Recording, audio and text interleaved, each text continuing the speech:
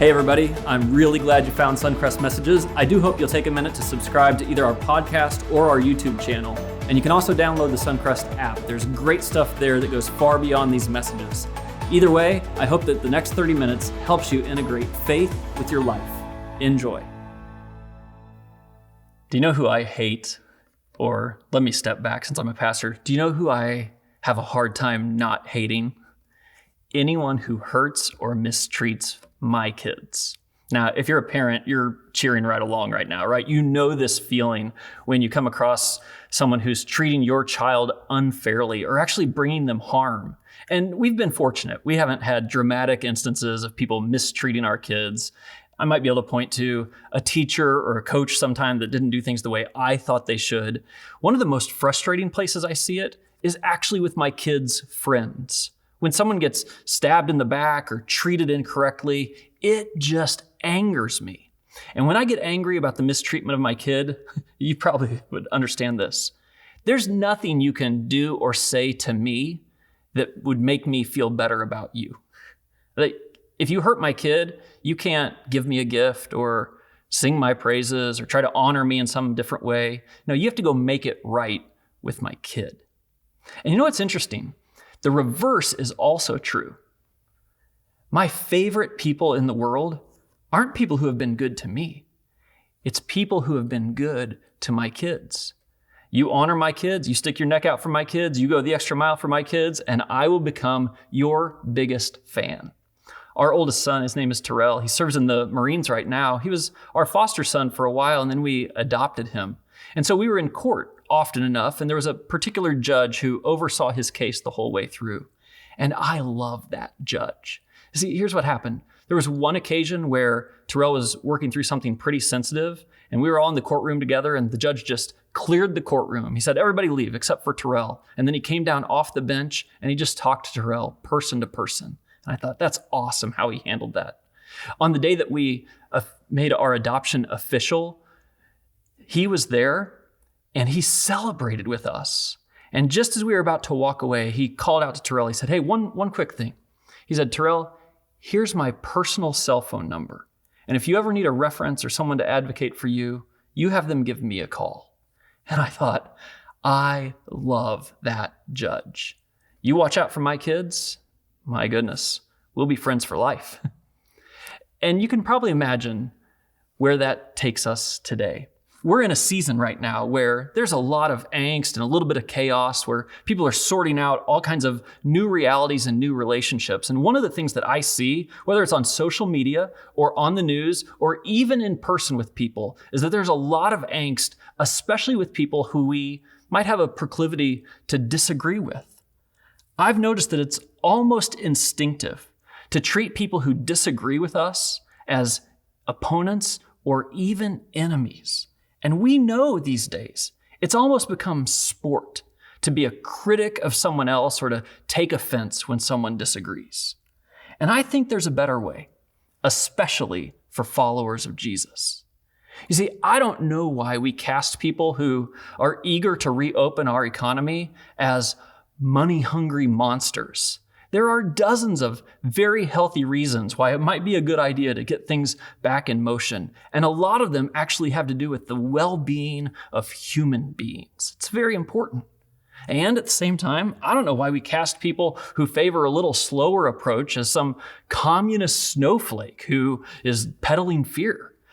There are people who legitimately have reasons to be cautious. If you know someone who's been sick with this disease, or you know someone like I do, who's had a loved one die from the disease, you might be a little bit more cautious too. And so before I get into tracking with the specific practices of how you and I might handle all the quarantine dilemmas among us, I think we should all remember one simple thing. That as far as Jesus went, perhaps the cardinal sin was self-righteousness. Kind of puffing yourself up, believing that you were right about everything, and then standing in judgment of everyone else's view. To be judgmental of someone, to not look to pull something out of your own eye before you accuse someone else of being wrong. Jesus would hit that over and over and over again. You disagree with someone? Okay, there's going to be lots of disagreements as we work through something complicated.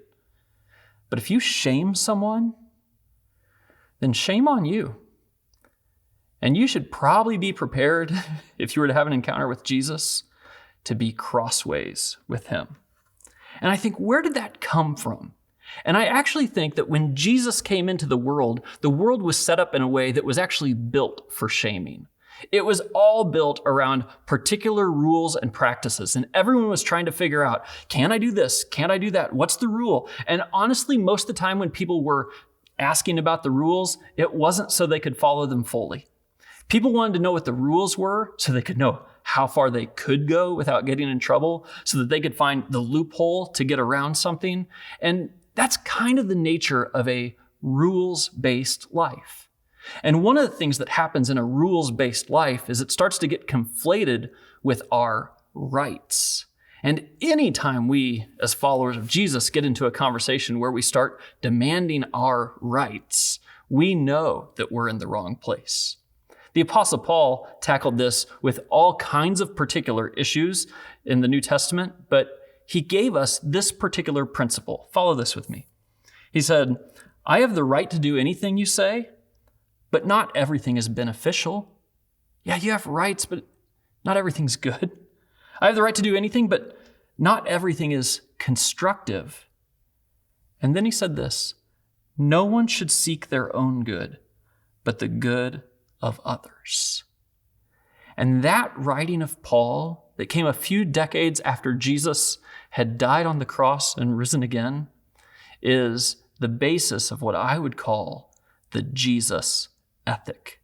And I think the Jesus ethic is what will guide us in all of our decisions as we try to figure out how to live in this unique time in the world. Let me give you a little background on that. Jesus came into this world full of rules, but he actually brought that old covenant to an end.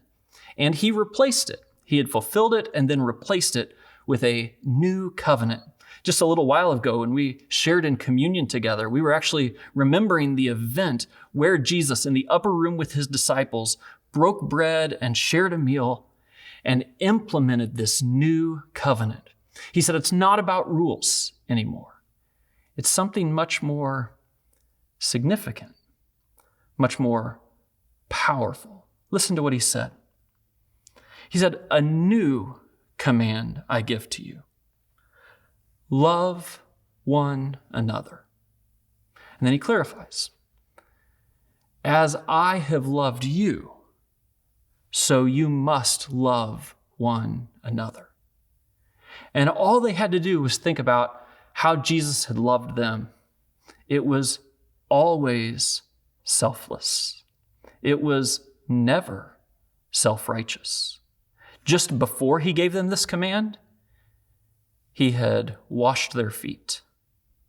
And just after he gives them this command, he goes to the cross and he dies for them. So when he says, love one another just as I loved you, that's the context. He says, by this, everyone will know that you're my disciples if you love one another. So it's probably worth noting here that the message that I want to teach through today is really only for followers of Jesus. I think there's wisdom in it. I think it would be a healthy thing for everyone's life if we got in line behind the teaching that Jesus is giving us today. But for those of us who are followers of Jesus, this is non-negotiable. This is actually what the whole covenant with Christ is built on. It's how people know that we are his followers. And one of the things you find is that Jesus will give different commands about specific things, but they really live as examples. And I could potentially give you commands about whether to wear a mask or to go visit your grandparents or do all those different things, but they all live under the same example. You don't need a rule for it. You just have the principle. And so I want you to hear what Jesus said this all came down to. He said, everything, every rule, every command you've ever heard, everything you're trying to figure out, it all hangs on this. Love the Lord your God with all your heart, with all your soul, and with all your mind. And love your neighbor as yourself. All the law, all the prophets hang on these two commandments.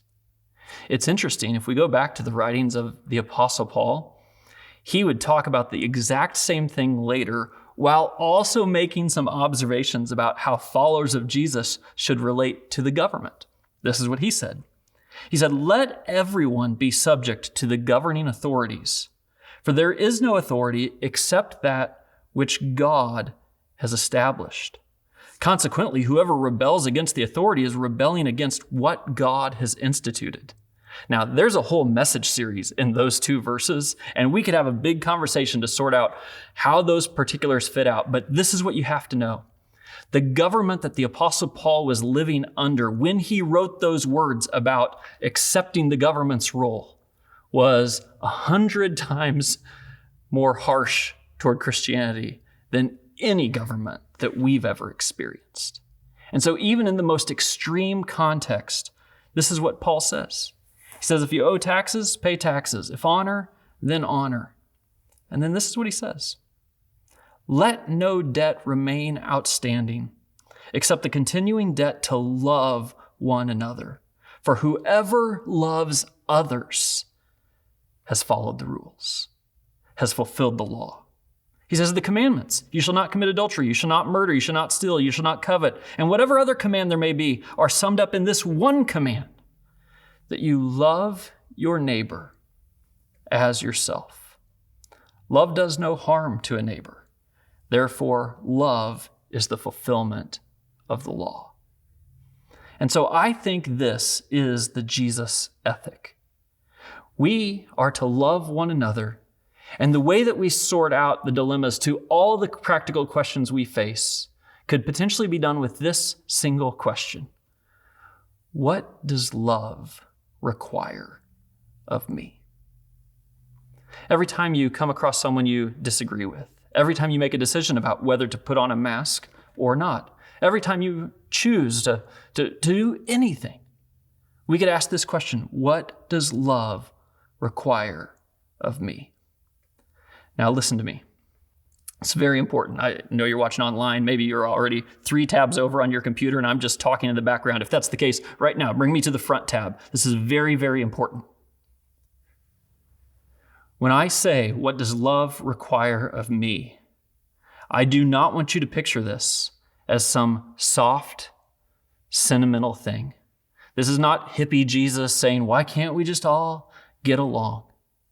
What we see in this question and in Jesus' command for all of us demands something of us.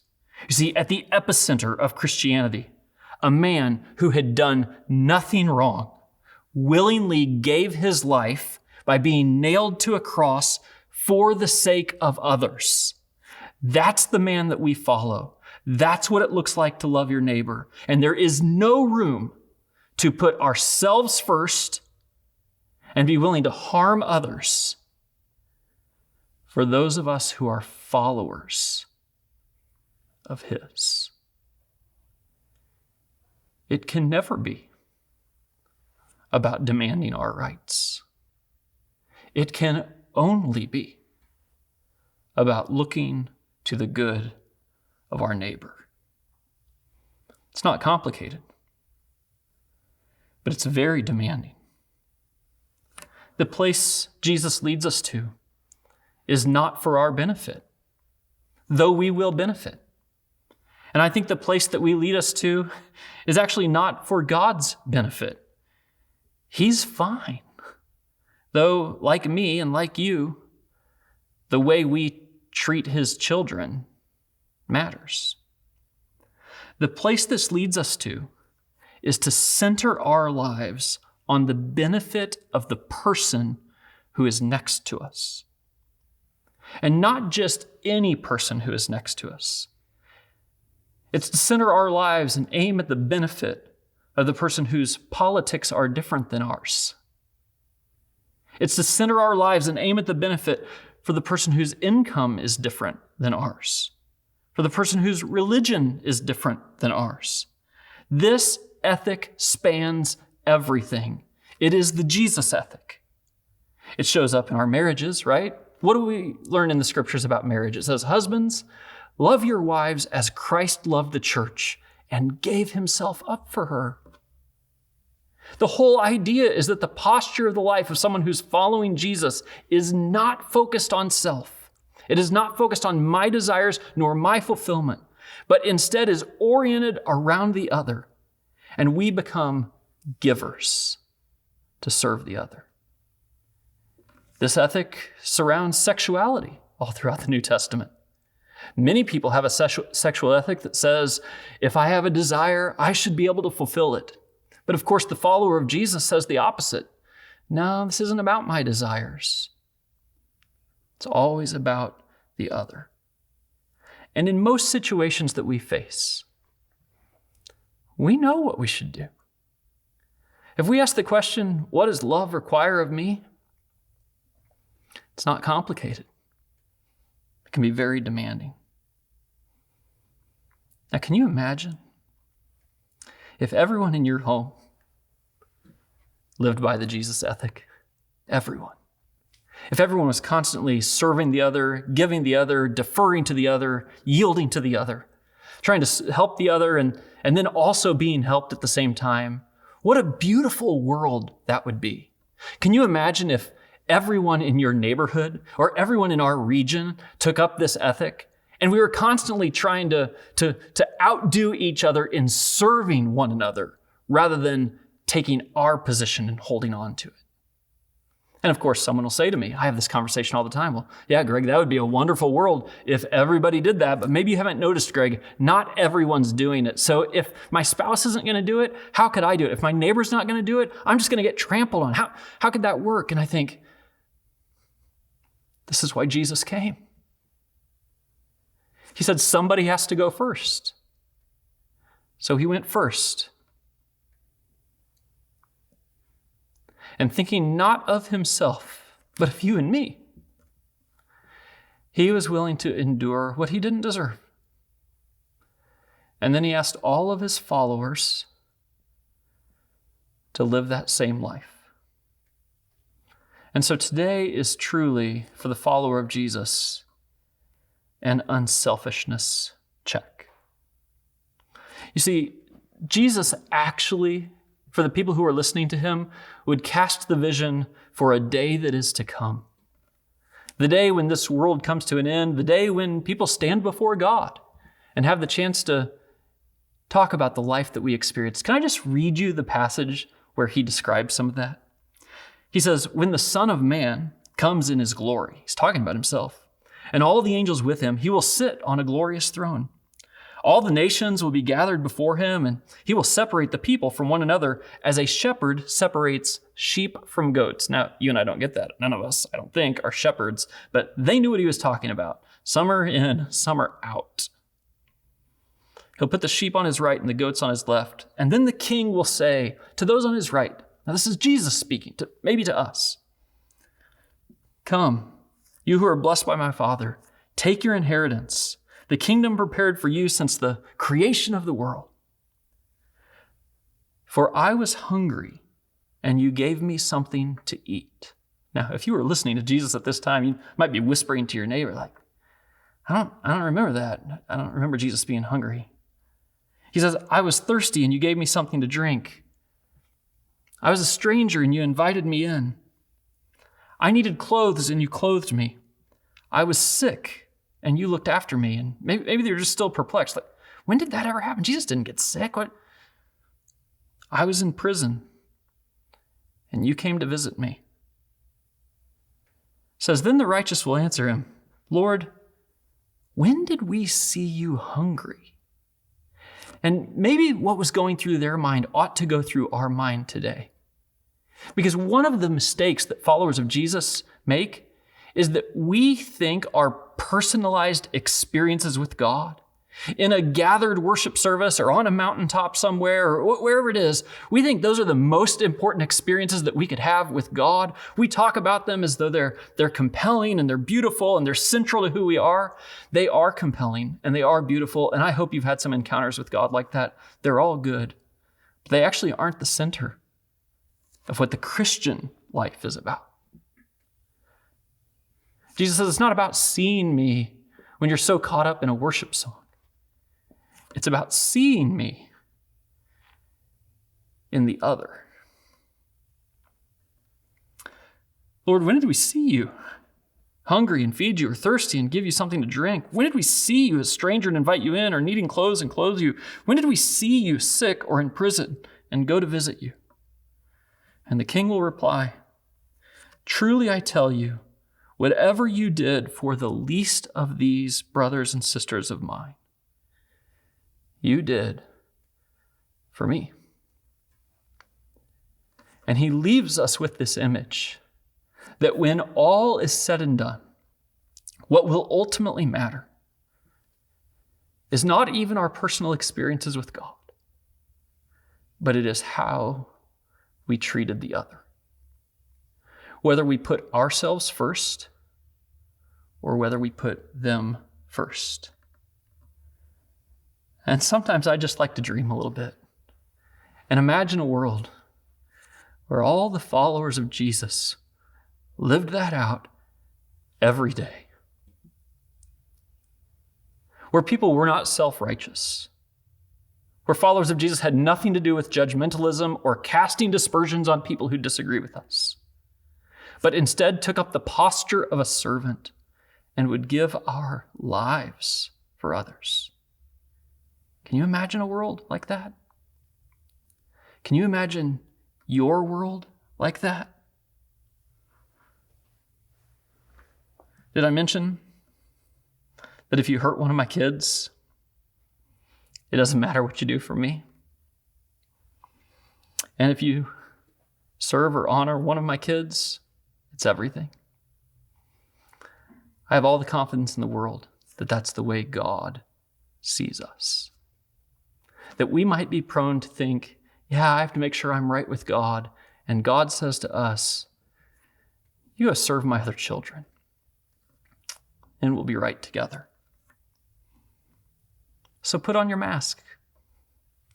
Not for yourself, because we're people who aren't focused on caring about ourselves, but who love our neighbors. You pray with me. God, I pray that if you would convict us and you would compel us to see the needs around us, that we would trust you enough and humble ourselves enough to not demand our rights, but to go serve the other. In Jesus' name, amen. Well, I really hope that was helpful for integrating faith with life. Listen, if you're in Northwest Indiana, I'd love to have you join us in person. Head over to suncrest.org and plan your visit.